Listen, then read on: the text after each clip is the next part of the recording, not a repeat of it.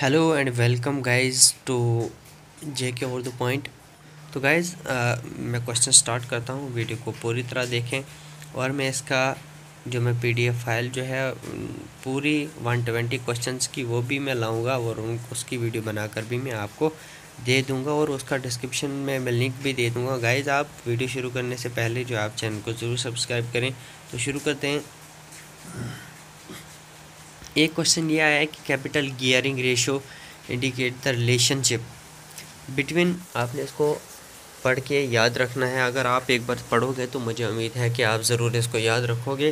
तो assets and Capitals, loans and Capitals, equity, share holder funds and long term borrowed funds, debentures and share capital. तो guys इसका answer जो है वो equity, share holders funds and long term borrowed funds है।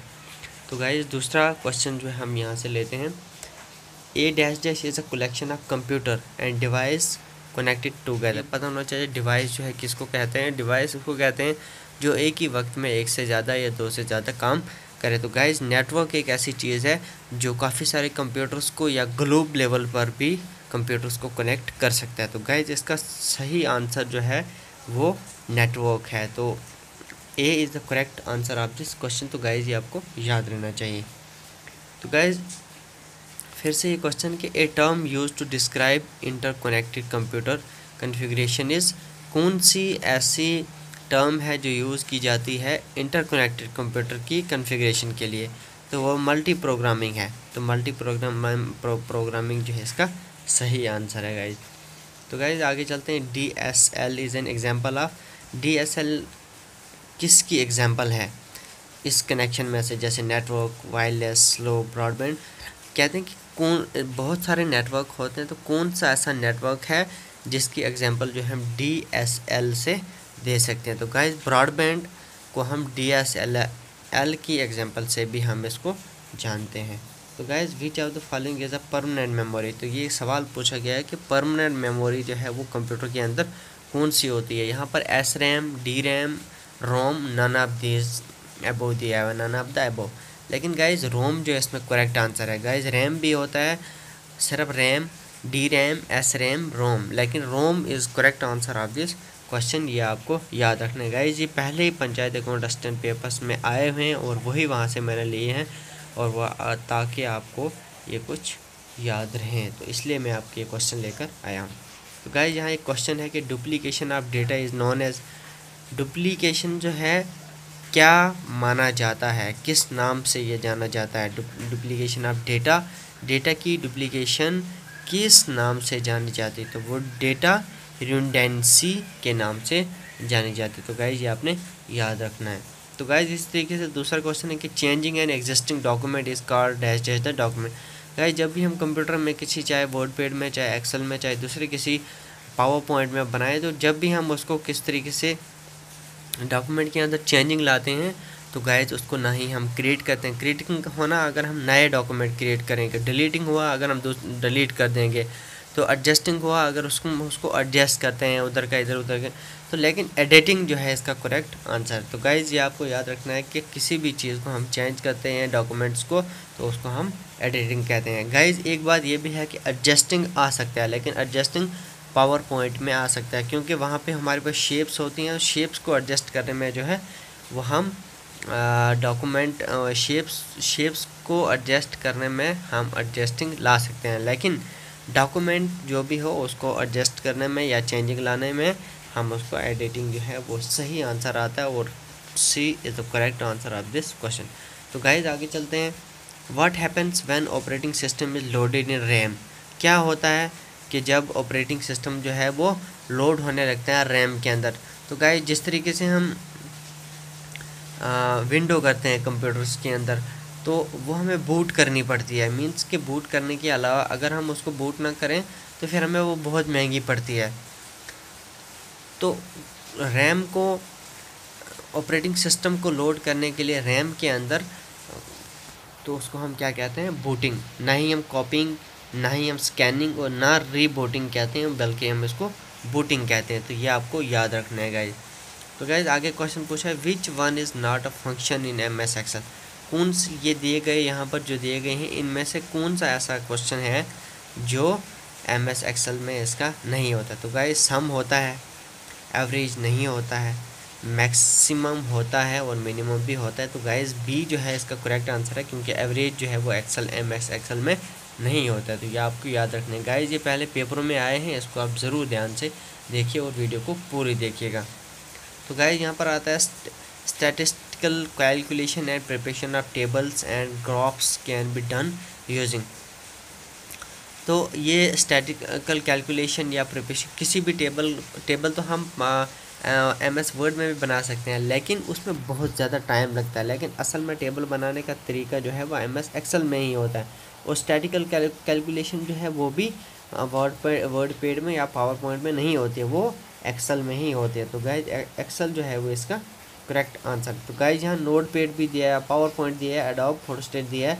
Adobe Photoshop में हम क्या कर सकते हैं कि फ़ोटो को एडिट कर सकते हैं। नोट पेड में जो हम सिंपल टेक्स्ट वगैरह लिख सकते हैं। तो पावर पॉइंट में जो हम कोई प्रोजेक्ट वगैरह बना सकते हैं। तो गाइज एक्सेल जो है ये करेक्ट आंसर है। तो गाइज आगे क्वेश्चन है कि विच item appears dimly behind the main body text. जब भी हम वर्ड पेड के अंदर कोई फाइल बनाते हैं तो हम कभी चाहते हैं कि हमारी बिजनेस का नाम या दूसरा किसी तरीके का नाम जो है वो इस पेज के अंदर रहे। तो टेक्स्ट के बैक साइड जो है वो उसको हम वाटर मार्क कहते हैं। वाटर कलर नहीं, बैकग्राउंड नहीं, वाटर मार्क करेक्ट है और बैक कलर भी इसका करेक्ट आंसर नहीं है। तो गाइज वाटर मार्क जो है एक करेक्ट आंसर है। तो गाइज जब भी आप कभी ध्यान में रखिएगा, जब भी आप वर्ड पैड के अंदर कोई भी फाइल बनाएंगे तो वहाँ जो है आप इसको वाटर मार्क डाल सकते हैं अपनी बिजनेस के, वो एक लोगो की तरह भी माना जाता है। तो गाइज दूसरा क्वेश्चन है कि which are the following is not a characteristics of high level language. इन दिए गए कैरेक्टरिस्टिक्स के अंदर कौन सा ऐसा हाई लेवल लैंग्वेज जो है वो नहीं है। तो गाइज मशीन कोड जो है वो इनमें से सही आंसर है। तो मशीन कोड जो है वो characteristics of high level language नहीं होता है, तो इसलिए मशीन कोड जो है वो करेक्ट आंसर है। तो गाइज यहाँ पे दूसरा क्वेश्चन पूछा कि how many post are reserve for women at the all level in panchayat Raj system. Panchayat Raj system में जैसे इलेक्शन में गाइज आपने देखा होगा लास्ट टाइम, तो लेडीज़ जो है वो इलेक्शन में लाई गई। क्यों? क्योंकि पंचायत राज सिस्टम जो है बना हुआ, इसमें 1/3 जो है वो लेडीज़ का होना ज़रूरी है। मीन्स कि अगर 3 मर्द हैं तो 1 औरत का होना ज़रूरी है। 1/3 is the correct answer of this question. तो गाइज आगे क्वेश्चन को देखते हैं। How many post are reserve for women at all level in panchayat Raj system. Guys ये वही क्वेश्चन है, दोबारा से रिपीट हुआ है, सॉरी उसके लिए। तो गाइज दूसरा क्वेश्चन ये जो है, first computer mouse was built by. कौन सा ऐसा फर्स्ट कंप्यूटर माउस जो है वो किसने बनाया, उसका नाम क्या था? तो उसका नाम डॉगलस एंजलबर्ट था। तो ये आपको गाइज याद रहना चाहिए कि फर्स्ट कंप्यूटर माउस जो है वो किसने बनाया है, तो वो डॉगलस एंजलबर्ट ने बनाया है। तो गाइज यहाँ पे क्वेश्चन आता है to apply centre alignment to a paragraph when we can press. कहते हैं कि जब भी आप कोई पैराग्राफ लिखते हैं तो उसकी अलाइनमेंट को सेंटर में रखने के लिए आपको किसका इस्तेमाल करेंगे? Ctrl+S, Ctrl+C, Ctrl+C+A, Ctrl+E। तो Ctrl+E जो है वो इसका करेक्ट आंसर है, क्योंकि इसकी अलाइनमेंट Ctrl+E से हम इसको प्रेस करके सेंटर अलाइनमेंट कर सकते हैं। तो guys what is the full form of PDF। तो गाइज़ ये एक बहुत इंपॉर्टेंट क्वेश्चन है, ये हमेशा आता है और पिछली बार भी पेपर में ये जो सारे क्वेश्चन मैंने आपको बताए हैं सारे जो हैं पिछली बार पेपर में आए हैं, इसलिए आपको सॉल्व करके बता रहा हूँ। तो guys which is the full form of PDF। तो गाइज़ आपको याद रखना है कि पार्शियल डेटा फाइल नहीं है, पोर्टेबल डेटा फॉर्मेट नहीं है, पोर्टेबल डॉक्यूमेंट फॉर्मेट है। तो इसलिए C is the correct answer of this question. तो ये आपने याद रखना गाइज़ आगे पूछा है कि the server on the internet is also known as. कौन सा सर्वर जो इंटरनेट पे होता है वो किस नाम से जाना जाता है? तो होस्ट नाम से जाना जाता है। तो गाइज इसी तरीके से दूसरा क्वेश्चन है, ए user can get files from another computer on the internet by using. एक चलाने वाला एक यूज़र जो है वो फाइल हासिल कर सकता है, ले सकता है दूसरे कंप्यूटर से, तो उसको हम लेकिन ऑन द इंटरनेट, लेकिन इंटरनेट के ज़रिए बाय यूजिंग FTP का इस्तेमाल करके जो हम दूसरे कंप्यूटर से इंटरनेट का इस्तेमाल करके ले सकते हैं। तो गाइज पूछा है दूसरा question, which of the following is harmful for computer. तो गाइज आपको, अगर आप ध्यान से देख रहे होंगे वीडियो को पॉज करके, तो आपको यहाँ से समझ आ ही जाएगा कि एंटीवायरस जो है ये कंप्यूटर को हार्मफुल नहीं करता। तो एक वायरस है जो कंप्यूटर को हार्मफुल करता है। तो फ्रीवेयर भी शेयरवेयर भी कोई फ़र्क नहीं पड़ता, लेकिन वायरस जो है ये कंप्यूटर को प्रॉब्लम में लाता है, उसको हार्मफुल, इसको नुकसान पहुंचाता है। तो सो गाइस बी जो है करेक्ट आंसर है, computer harmful for computer is called virus. Virus जो है वो कंप्यूटर को नुकसान पहुंचाता है। गाइस इस तरीके से दूसरा क्वेश्चन कि what is full form of IP.